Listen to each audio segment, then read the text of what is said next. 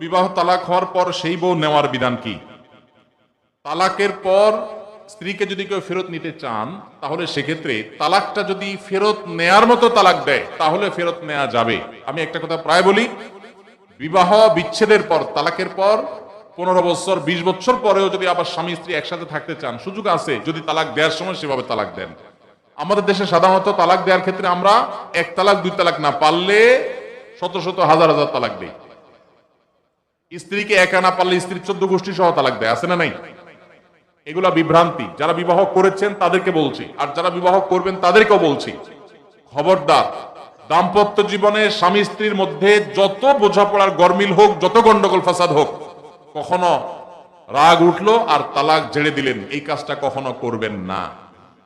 আমি আমার এক উস্তাদ খুলনা দারুল উলুমের, ওনার কথা প্রায় বিভিন্ন জায়গায় বলি, হুজুরের কাছে তালাকের মাসআলা নিতে আসলে মাসআলার উত্তর দেওয়ার আগে ওনার গদির নিচে যে বেত থাকতো, ওই বেত দিয়ে আগে একদম পিটাই নিতেন। সে কোনো অফিসার, সে কোনো ব্যবসা প্রতিষ্ঠানের মালিক, এসব দেখা দেখি নাই।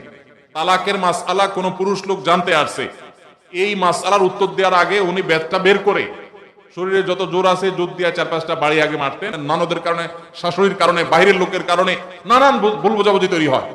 দিন যত অতিবাহিত হতে থাকবে, যত পারিবারিক জীবনটা সামনে এগোতে থাকবে, লাস্টিং করতে থাকবে, সন্তান বড় হতে থাকবে, ইনশাআল্লাহ দেখবেন এগুলো সব হারায় যাবে। যারা ধৈর্যশীল তারা সবর করে, যারা অধৈর্যশীল তারা আগেভাগে রাস্তা দুই দিক করে ফেলে। এই জন্য ধৈর্য সহ্য ছাড়া কখনো পারিবারিক জীবন টিকানো সম্ভব নয়।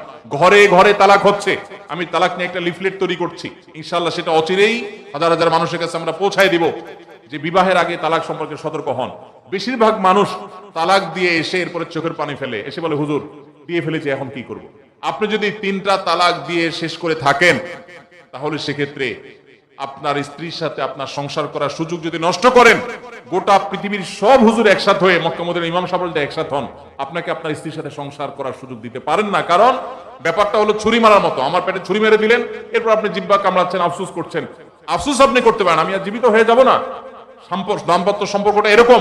এই জন্য খবরদার, রাগের মাথায় যদি ডিসিশন নেন যে তার সাথে আমি সংসার করব না, তখন স্ত্রীকে কিছু বলবেন না। আমি যদি এজন্য বলি, রাগ উঠেছে, পারলে একটা ধাক্কা দিলেন, একটা বকা দিলেন, একটা ভালো কথা বলে বকা দিলেন, গালিগালাজ না, পারলে একটা চিমটি দিলেন। যদি আপনি অন্যায় করে থাকেন তাহলে আপনার বিচার করা যাবে। কিন্তু যদি তালাক দিয়া বসেন, সালাতুন জিদ্দুহুন্না জিদ্দুন ওয়া হাজলুহুন্না জিদ্দুন, নবীজি সাল্লাল্লাহু আলাইহি সাল্লাম বলেছেন 3টা কাজ ইচ্ছাকৃত করলে যা হবে, দুষ্টুমি করে করলেও তা হবে। আমাদের দেশে বিভিন্ন জায়গায়, এক সময় ছিল, এখন আছে কিনা জানি না, অনেক এলাকা প্রশাসনের অনেক ভাইরা তারা বড় বড় সাইনবোর্ড লাগিয়ে রাখছে, রাগের মাথায় তালাক দিলে তালাক হয় না। দেখছেন আপনারা এই সাইনবোর্ড? কেউ? দুর্ভাগ্য হয় নাই কারণ এরকম সাইনবোর্ড অনেক জায়গায় আছে। আমাদের দুর্ভাগ্য যে আমাদের ফতোয়া অনেক সময় আমাদের প্রশাসন অনেক বাইরে দিয়ে দেয়, রাগের মাথায় তালাক দিলে নাকি তালাক হয় না। তালাক কি মানুষ মহব্বত করতে করতে দেয়? স্ত্রীর সাথে মহব্বত, ভালোবাসা, আতিশয্যে তালাক দিয়ে দেয়? তালাক তো দেয় রাগের মাথায়। তবে শরীয়ত বলে রাগের মাথায় আপনি ব্যালেন্স হারিয়ে তালাক দিয়ে পরে আফসোস যেন করতে না হয়, এই জন্য আপনাকে সবর করতে হবে। তালাক দেওয়ার ডিসিশন নিয়েছেন, স্ত্রীর একটা মাসিক পার হওয়ার পর্যন্ত অপেক্ষা করতে হবে। আসলো আর মুখ দিয়ে তালাক বলে দিলেন, জি না, তালাক দেওয়ার নিয়ম শুনেন, যেভাবে তালাক দিলে আবারও ফেরত নিতে পারবেন কখনো চাইলে, সেটা সুযোগ কখন হবে। আপনি সিদ্ধান্ত নিচ্ছেন না আর একসাথে আমরা থাকবো না, ওকে ফাইন, পরামর্শ করছেন বন্ধু বান্ধব, বিচক্ষণ মুরব্বী, আলেম ওলামা, লয়ার সবার সাথে, তাহলে এবার আপনাকে অপেক্ষা করতে হবে। সিদ্ধান্ত নিলেন আজকে আর কালকে তালাক দিবেন, জি না, অপেক্ষা করতে হবে একটা মাসিক পার হবে, এরপরে পবিত্রতা আসবে। সেই পবিত্রতার পিরিয়ডে শারীরিক কোনো সম্পর্ক হওয়ার আগে আপনাকে তালাক দিতে হবে। এটা হলো তালাকুস সুন্নাহ। এভাবে শরীয়ত তালাক দেওয়ার নির্দেশ, যদি দিতে হয় এভাবে দিতে হবে। কেন শরীয়ত এতগুলো স্টেপ অবলম্বন করছে জানেন? কারণ শরীয়ত এনশিওর করতে চায় আপনার তালাকটা খুব বিচক্ষণতার সাথে, বুদ্ধিদীপ্ত ভাবে, সুচিন্তিত ভাবে হয়েছে, ঠান্ডা মাথায় হয়েছে, বুঝে শুনে হয়েছে। আপনি এটা অ্যাবনরমাল হয়ে মেজাজ হারিয়ে আপনি মাথা গরম করে দিয়ে ফেলেননি। এটা নিশ্চিত করবার জন্য এতগুলো সময়, এতগুলো স্টেপ নিয়েছে যে একটা মাসিকের পিরিয়ড পার হওয়ার পরও স্বামী স্ত্রী একে অন্যের প্রতি যথেষ্ট আকৃষ্ট হওয়ার কারণ থাকা সত্ত্বেও সেই শারীরিক সম্পর্ক করার আগে আপনি তালাক দিচ্ছেন, মানে হলো যথেষ্ট যৌক্তিকতা আছে এবং আপনি খুব কনভিন্স হয়ে বুঝে শুনে তালাক দিচ্ছেন। এটা এনশিওর করার জন্য শরীয়ত এতগুলো বাঁধ দিয়েছে। এই বাঁধ পার হওয়ার পর আপনাকে তালাক দিতে হবে। আমাদের দেশে হাজারের ভিতরে 999 জন মানুষ তালাক দেওয়ার সময় মুখ দিয়ে আসলো আর পট করে তালাক দিয়ে দিল। এটা সুন্নাহ তালাক নয়। এই তালাকটা, এইভাবে তালাক দেওয়া, এটা একটা গুনাহের কাজ। এভাবে তালাক দিবেন না, তালাক দেওয়া যাবে না। এই জন্য যুবক ভাইরা যারা বিবাহ করবেন ভবিষ্যতে আপনারা জেনে রাখেন, ঘরে ঘরে তালাক হচ্ছে। ঢাকায় যতগুলো বিবাহ রেকর্ড হয় আনুপাতিক হারে প্রায় পাল্লা দিয়ে ততগুলো বিবাহ বিচ্ছেদ হয়। ভয়ঙ্কর ভাবে তালাক বেড়ে চলেছে। কয়েক জায়গায় মাহফিলে গিয়েছি, এলাকার চেয়ারম্যান সাহেবরা বলছে, ভাই আমি চেয়ারম্যান হওয়ার পরে যে বিচার আচার আমার কাছে আসছে, বিসমিল্লাহি করছি তালাকের বিচার দিয়া। একজন বলছেন যে কয়েকদিনের ভিতরে 20-25টা তালাকের বিচার আসছে, আর যেগুলো আমার কাছে আসে সেগুলো তো আমাদের হিসাবের বাইরে। এই জন্য আপনাদের প্রতি উদাত্ত আহ্বান রাখতে চাই, আমাদের সংসারগুলো সব খান খান হয়ে যাচ্ছে। সবাই সংযমী হতে হবে, ধৈর্যশীল হতে হবে।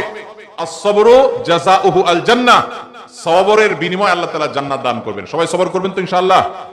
দাম্পত্য জীবনে আর যা হোক, খবরদার কখনো মাথা গরম করে তালাক দিবেন। আমি যেভাবে বলেছি সুন্নাহসম্মত তালাক, এভাবে যদি পিরিয়ড দেওয়ার পরে, সুস্থ হওয়ার পর, শারীরিক সম্পর্কের আগে একটা তালাক দিবেন, এটা হলো সুন্নাত। তালাক কয়টা হবে? একটা। একটার বেশি তালাক দিবেন সেটা জায়েজ হলো না, জায়েজ হবে একটা তালাক। একটা তালাক দিলেন, বাস রেখে দিলেন। 2 মাস 3 মাস পার হয়ে গেল, অটোমেটিক সম্পর্ক ছিন্ন হয়ে গেলে দুজন দুদিকে যেতে পারেন, আলাদা বিয়ে হতে পারে। আবার বহুকাল পরে চাইলে নিজেরা শুধু বিবাহ পড়িয়ে আগ্ধ করে আবার একত্র হয়ে যেতে পারবেন। আর যদি আপনি একটা দিয়েছেন, আবার আরেকটা দিয়েছেন, 6 মাস পর আরেকটা দিয়েছেন, দিয়ে দিয়ে 3টা শেষ করে ফেলছেন, তাহলে আর কখনো বিবাহ যদি মক্কার ইমাম সাহেব এইসব পড়ায়, তারপর আর একসাথে থাকতে পারবেন না। আল্লাহ তাআলা আমাদেরকে এই বিবাহ বন্ধন এবং তালাকের ক্ষেত্রে শরিয়াকে মেনে চলার তৌফিক দান করুন। একজন স্ত্রী তার স্বামীকে তালাক প্রদান করেছেন, কিন্তু স্বামী তার স্ত্রীকে তালাক প্রদান করেননি। এখন স্ত্রী আবার তার স্বামীর নিকট ফিরে আসতে চান, কিন্তু তালাকের 1 বছর পূর্ণ হয়েছে। এখন করণীয় কি?